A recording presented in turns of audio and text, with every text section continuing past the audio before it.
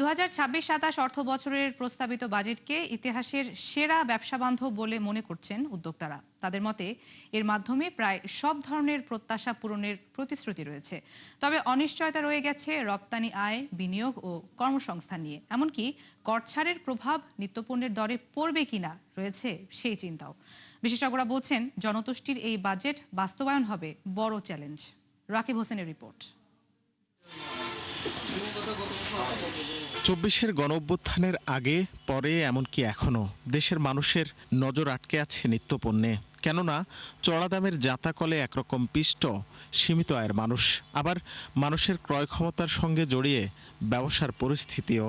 ফলে জন আকাঙ্ক্ষা পূরণে মাছ, মাংস, তেল, চিনি, মশলাসহ 60টি নিত্যপণ্যে করহার অর্ধেকে নামানোর প্রস্তাব হয়েছে 2026-27 অর্থ বছরের বাজেটে। এখন প্রশ্ন হলো, কেবল কর ছাড়ে পণ্যের দাম সাধারণের নাগালে আসবে তো? শুধু ভ্যাট ট্যাক্সে কমালে কিন্তু পণ্যের দাম কমবে না। যদি উৎপাদন খরচ কমে তাহলে কিন্তু পণ্যের দাম কমবে। সিলেক্টিভ হতে হবে, যে সমস্ত পণ্য লোকালি প্রডিউস হয় সেগুলোকে প্রোটেকশন দেওয়ার জন্য ওই শ্রেণীভেদে কিন্তু এই সমস্ত ইম্পোর্ট করা পণ্য ভ্যাট ট্যাক্সের ব্যাপারটা চিন্তা করতে হবে। জ্বালানি সংকট, উচ্চ সুদহার এবং নীতি বৈষম্য ঘিরে একক পণ্য আর বাজারে একরকম খাবি খাচ্ছে রপ্তানি খাত, যেখানে গতি আনতে নানামুখী প্রচেষ্টা রয়েছে এবারের বাজেটে। কিন্তু তাতেও রপ্তানি কর্মসংস্থান বৃদ্ধির নিশ্চয়তা দিতে পারছেন না উদ্যোক্তারা। দুশ্চিন্তা আমলাতান্ত্রিক জটিলতা ঘিরে। সার্কুলারগুলো তৈরির সময় এমনভাবে ল্যাঙ্গুয়েজ ইউজ করে যেটা আসলে এই যে সার্কুলারে বা এই যে প্রধানমন্ত্রী বা মন্ত্রীর যে যে সদিচ্ছা, এটা আসলে অঙ্কুরে বিনষ্ট হয়ে যায়। ফলে এই জায়গাগুলোতে আমাদের মনে এখন একটু নজর দিতে হবে যে এটা বাস্তবায়ন যারা করবে, ফিল্ড লেভেলে যারা কর্মকর্তা, তাদের মাইন্ডসেটটা পরিবর্তন করাটা খুবই জরুরি। বিশেষজ্ঞরা বলছেন সামগ্রিকভাবে ব্যবসা বান্ধব বাজেট মনে হলেও বাস্তবায়ন নিয়ে সংশয় রয়েছে, আর সেখানেই সরকারের বড় চ্যালেঞ্জ। মূল বিষয়টা হচ্ছে ব্যবসায়ীদেরকে স্বস্তি দিতে হবে। ব্যবসায়ী মানে শুধুমাত্র যে বড় বড় যারা ব্যবসায়ী রয়েছেন শিল্পপতি তাদের নয়, বরং একেবারে গ্রামে গঞ্জের যারা ক্ষুদ্র মাঝারি উদ্যোক্তা তাদের প্রত্যেকেই স্বস্তির মধ্যে নিয়ে আসতে হবে।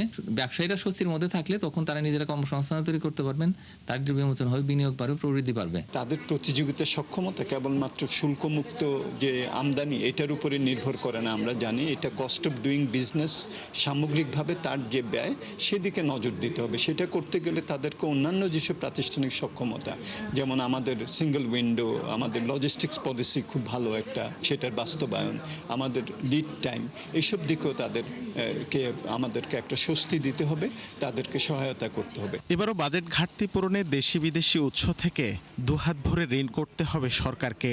যদিও প্রতিশ্রুতি রয়েছে ব্যাংক ঋণ কমিয়ে বেসরকারি খাতকে সুযোগ দেয়ার। রাকিব হোসেন, ৭১, ঢাকা। দ্রুত পূর্ণাঙ্গ বোর্ড গঠন ও অধ্যাদেশ বাতিলের দাবিতে গভর্নরের কাছে স্মারকলিপি দিয়েছে ইসলামী ব্যাংকের গ্রাহকরা। তাদের দাবি, ব্যাংক থেকে বেরিয়ে যাওয়া টাকা উদ্ধার ও দায়ীদের শাস্তি ছাড়া আস্থা ফেরানো কঠিন হবে এই প্রতিষ্ঠানে। এ সময় দাবি মেনে না নিলে আন্দোলন চালিয়ে যাওয়ার ঘোষণা দেন তারা। এদিকে গেল কয়েকদিনের তুলনায় লেনদেনে কিছুটা স্বাভাবিক গতি ফিরেছে। মেজবা হাসানের রিপোর্ট। নিজের প্রবাসী ভাইয়ের পাঠানো টাকা জমিয়ে ইসলামী ব্যাংকে ৮ লাখ টাকার একটি এমটিডিআর খুলেছিলেন আলমগীর হোসেন, কিন্তু কয়েকদিনের অস্থিরতায় আতঙ্কিত হয়ে টাকা তুলে নেন এই গ্রাহক। আগের পর্ষদ ভেঙে দেওয়ার পর নতুন পর্ষদ প্রধানের আশ্বাসে তিনি সেই টাকা নিয়ে আবারও ফিরেছেন ব্যাংকটির কারওয়ান বাজার শাখায়। আগের তারিখে নতুন করে ইস্যু করে জানান সেই অভিজ্ঞতার কথা। তুলে ফেলছি তো হতাশার কারণে, কি হচ্ছে না হচ্ছে, আর এখন তো বুঝলাম যে না, ফান্ড ক্রাইসিস অপেক্ষাকৃত কমে যাচ্ছে বা যেরকম বোঝা গেছে ওরকম কিছু নয়। ব্যাংকটির কারওয়ান বাজারের এই শাখায় গেল দুদিন আগে টাকা উত্তোলনের পরিমাণ বেড়েছিল ২ থেকে ৩ গুণ। সেটি এখন অনেকটা স্বাভাবিক। গ্রাহকরা বলছেন আতঙ্কিত হয়েই আগে এমন সিদ্ধান্ত নিয়েছিলেন তারা। মানুষের মধ্যে একটা রিউমার, একটা আতঙ্ক থাকেই স্বাভাবিকভাবে, যেহেতু একটা সমস্যা এরাইজ হয়েছে, ওইটা নিয়ে মানুষ ইনশাল্লাহ কেটে যাবে। সবাই জানিয়ে গেছে যে স্টেট ব্যাংকে দুর্নীতি হচ্ছে, সমাধান হয়ে গেছে, ১ সপ্তাহের ভিতরে ক্লোজিং হয়ে যাবে, সমস্যা থাকবে না। প্রিভিয়াস ডেটগুলোর চেয়ে ২-৩ গুণ বেশি চাপ ছিল, গতকালকে এটা একটু কমেছে, আজকে আলহামদুলিল্লাহ অনেকাংশে কমেছে। আরও আশ্চর্য হবেন আপনারা একটা বিষয় জেনে যে আমাদের নতুন নতুন ডিপোজিটও আসতেছে। এদিকে খুরশিদ আলমকে বাদ দিয়ে নতুন পর্ষদ প্রধান আসার পরও আন্দোলনে নেমেছেন সচেতন গ্রাহকরা। বিক্ষোভ মিছিল নিয়ে বাংলাদেশ ব্যাংকের সামনে জড়ো হন তারা। দলীয় লোকদেরকে বসিয়ে দলীয় এজেন্ডা বাস্তবায়ন করে একের পর এক নতুন করে লুট করা ষড়যন্ত্রে লিপ্ত হয়েছে। ব্যাংক রেজুলেশন 18 ক ধারা, যেটা আমরা দেখি ব্যাক ডোর এন্ট্রান্স, এই পেছনের দরজা দিয়ে লুটেরাদের এন্ট্রান্স বন্ধ করা হোক। গভর্নর বরাবর স্মারকলিপি প্রদান শেষে অবিলম্বে শর্ত বাস্তবায়ন না হলে আবারও আন্দোলনের হুঁশিয়ারি দেন সচেতন গ্রাহকরা।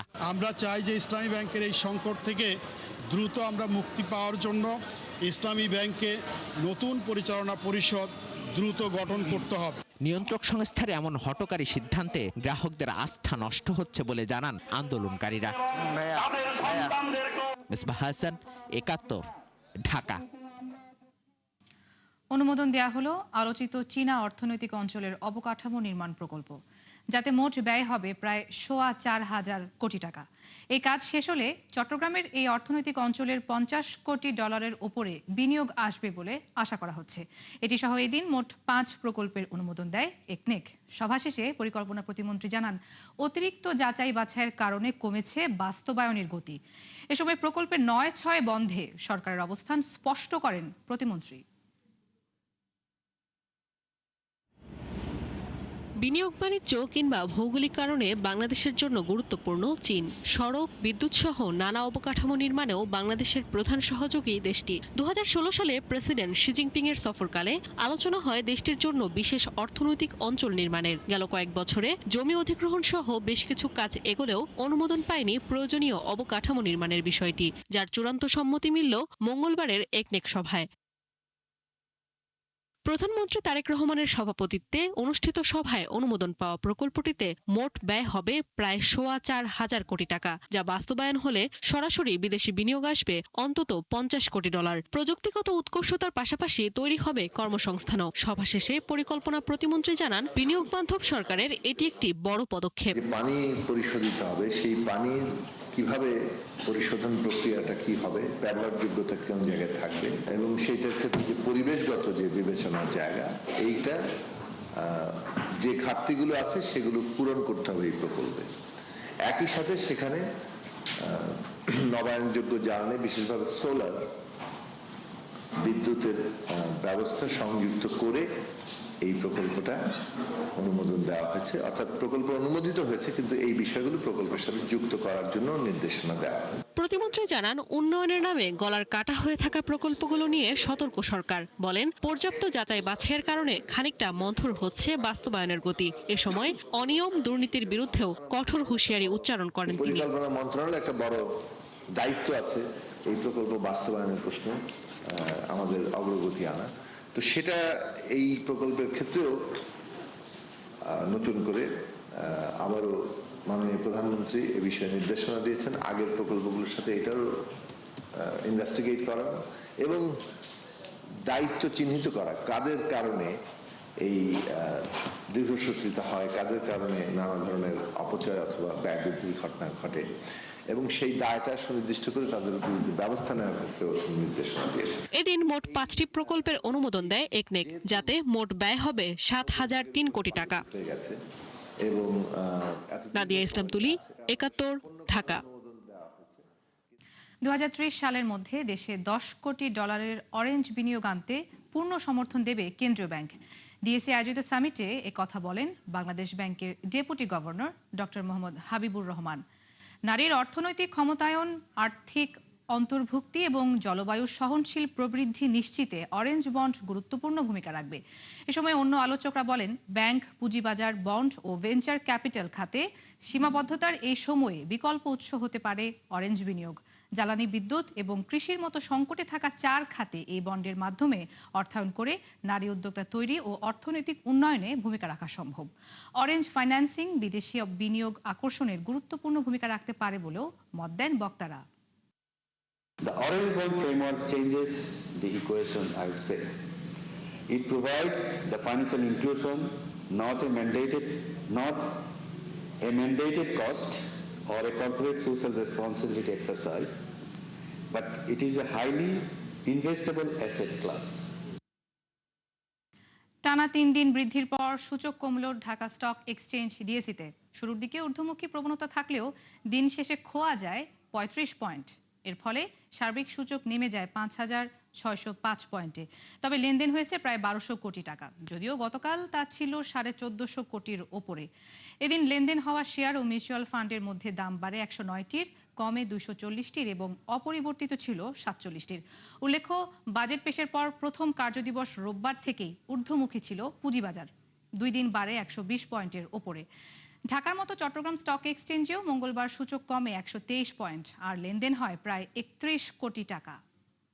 বৈশ্বিক জ্বালানি তেলের বাজারে উত্থান ঘটেছে নতুন এক প্রতিদ্বন্দ্বীর, যাকে আখ্যা দেওয়া হচ্ছে চীনা তেল অস্ত্র নামে। যুদ্ধকালীন সংকটে আমদানি নিয়ন্ত্রণ করে যারা লাগাম টেনেছে তেলের দামে। বৈশ্বিক তেলের বাজারে নতুন খেলোয়াড় হিসেবে আবির্ভূত হওয়া চীন বদলে দিচ্ছে ক্ষমতার সমীকরণ। নুসরাত মৌমি জানাচ্ছেন বিস্তারিত। বৈশ্বিক জ্বালানি তেলের বাজারে সুইং এক্সপোর্টার হিসেবে পরিচিত সৌদি আরব অপরিশোধিত তেলের রপ্তানি কমিয়ে কিংবা বাড়িয়ে দাম নিয়ন্ত্রণের ক্ষমতা ছিল অন্যতম বৃহৎ তেল উৎপাদনকারী দেশটির। তবে সম্প্রতি ইরান যুক্তরাষ্ট্র যুদ্ধ বদলে দিয়েছে ক্ষমতার সমীকরণ। আরব দেশটির নতুন প্রতিদ্বন্দ্বী হিসেবে আবির্ভূত হয়েছে চীন। যুদ্ধকালীন সংকটে আমদানি কমিয়ে টেনে ধরেছে তেলের দামের ঊর্ধ্বগতির লাগাম। যুক্তরাষ্ট্র ইসরায়েলের হামলার জবাবে জ্বালানি তেল পরিবহনে গুরুত্বপূর্ণ জলপথ হরমুজ প্রণালী বন্ধ করে দেয় ইরান। এতেই বিশ্বব্যাপী দেখা দেয় তীব্র জ্বালানি তেল সংকট। ফলে ব্যারেল প্রতি দাম ওঠে $138 পর্যন্ত, যা ছাড়িয়ে যেতে পারে $200 ঘর, এমন পূর্বাভাসও দেন বাজার বিশেষজ্ঞরা। এমন পরিস্থিতিতে তেল আমদানি কমিয়ে দেয় বিশ্বের শীর্ষ আমদানিকারক চীন। দেশটির দৈনিক গড় চাহিদা 17 মিলিয়ন ব্যারেল হলেও মে মাসে পাইপলাইন ও রেলপথে 78 মিলিয়ন ব্যারেল তেল আমদানি করে দেশটি, যা স্বাভাবিক সময়ের তুলনায় 34% কম এবং 8 বছরের মধ্যে সর্বনিম্ন। অন্যদিকে জলপথে আমদানি নেমেছে 10 বছরের সর্বনিম্নে। এত কিছুর পরও বিশ্বের সবচেয়ে বড় প্রায় 1.5 বিলিয়ন ব্যারেল কৌশলগত মজুদ থাকায় কোনো প্রভাব আসেনি দেশটির অর্থনীতিতে। মজুদ শক্তিশালী করতে মোট জ্বালানি চাহিদার 80%ই নিজস্ব উৎস থেকে পূরণ করে চীন। একই সময়ে দীর্ঘমেয়াদী পরিকল্পনার আওতায় বার্ষিক প্রায় 200 মিলিয়ন টন তেল উৎপাদনের লক্ষ্যমাত্রা বজায় রেখেছে এবং প্রাকৃতিক গ্যাসের উৎপাদনও বৃদ্ধি করেছে। পাশাপাশি উৎপাদনের বেশ কিছু খাতে তেলের বদলে কয়লার ব্যবহার শুরু করেছে দেশটি, বাড়িয়েছে কয়লাভিত্তিক বিদ্যুৎ উৎপাদন সক্ষমতাও। আর বহু আগ থেকেই বিশ্বকে নেতৃত্ব দিচ্ছে বৈদ্যুতিক গাড়ি উৎপাদন ও ব্যবহার। 1973 সালে সরবরাহ সংকটে জন্ম হয় আরব তেলঅস্ত্র। এবার ইরান যুক্তরাষ্ট্র যুদ্ধ জন্ম দিল চীনা তেলঅস্ত্র, যা ভবিষ্যতে যুক্তরাষ্ট্রের সাথে যে কোনো সংঘাতে ব্যবহার করতে পারবে বেইজিং। নুসরাত মৌমি, 71। মূল্যস্ফীতির চাপে নীতি সুদহার বাড়ালো জাপান। দেশটির কেন্দ্রীয় ব্যাংকের সিদ্ধান্ত অনুযায়ী সুদহার 0.75% থেকে বাড়িয়ে নির্ধারণ করা হয় 1%, যা 31 বছরের মধ্যে সর্বোচ্চ। এমন অবস্থায় মধ্যপ্রাচ্যের পরিস্থিতি দেশটির অর্থনীতিতে কী প্রভাব ফেলবে তা পর্যবেক্ষণের কথা জানান ব্যাংক অফ জাপানের ডেপুটি গভর্নর। বিস্তারিত জানাচ্ছেন নাদিয়া ইসলাম তুলি। ইরান যুদ্ধে সৃষ্ট জ্বালানি সংকটে জাপানে বাড়ছে মূল্যস্ফীতি, যা নিয়ন্ত্রণে নীতি সুদহার বাড়িয়ে 31 বছরের মধ্যে সর্বোচ্চ পর্যায়ে নিয়ে গেছে দেশটির কেন্দ্রীয় ব্যাংক, ব্যাংক অফ জাপান। সম্প্রতি ইরান যুদ্ধে জীবনযাত্রার ব্যয় বৃদ্ধিতে সুদহার বাড়াতে বাধ্য হয় ইউরোপীয় কেন্দ্রীয় ব্যাংক সহ অনেকেই, যার ধারাবাহিকতায় এমন সিদ্ধান্ত নেয় টোকিও। সুদের হার 0.75% থেকে বাড়িয়ে 1% করা হয়, যা 1995 সালের পর সর্বোচ্চ। আমরা নীতি নির্ধারণী বৈঠকে সুদহারের লক্ষ্যমাত্রা 0.75% থেকে বাড়িয়ে 1% করার সিদ্ধান্ত নিয়েছি। আপাতত মধ্যপ্রাচ্যের পরিস্থিতি, আর্থিক বাজার, আমাদের অর্থনীতি এবং মূল্যমানের উপর কী প্রভাব ফেলতে পারে তা পর্যবেক্ষণ করা গুরুত্বপূর্ণ। যেহেতু মূল্যস্ফীতি এখন 2%-এর কাছাকাছি, তাই 2%-এর প্রবৃদ্ধির লক্ষ্যমাত্রা অর্জন নিশ্চিত করা জরুরি। 90-এর দশকে সম্পত্তি ও শেয়ার মূল্যের ধারাবাহিক পতনে ব্যাপক হারে সুদহার কমায় জাপান। প্রবৃদ্ধি কমে যাওয়ায় এই হার 2 দশক ধরে প্রায় শূন্যের কাছাকাছি অবস্থান করে। পরবর্তীতে 2024 সালের মার্চ থেকে সুদহার বাড়াতে থাকে দেশটি। সে সময় যা ছিল 17 বছরের মধ্যে দেশে প্রথম বৃদ্ধি।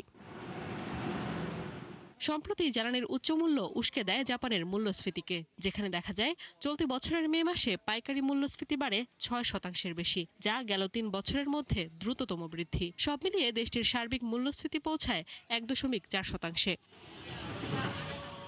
এমন পরিস্থিতিতে উভয় সংকটের মুখে ব্যাংক অব জাপান। যেমন নীতি সুদহার বাড়ালে কমতে পারে মূল্যস্ফীতি, বিপরীতে উচ্চ সুদহারে আরও ব্যয়বহুল হবে ঋণ গ্রহণ, যা বিনিয়োগ ও কর্মসংস্থানে নেতিবাচক প্রভাব ফেলবে। এতে ক্ষতিগ্রস্ত হবে অর্থনীতি। নাদিয়া ইসলাম তুলি, ৭১। দর্শক, ৭১ বিজনেসে এই ছিল এখনকার মতো। সরাসরি সংবাদ অনুষ্ঠান দেখতে চোখ রাখুন ৭১-এর ফেসবুক পেজে এবং সাবস্ক্রাইব করুন ৭১-এর ইউটিউব চ্যানেল। থাকুন ৭১-এর সাথে।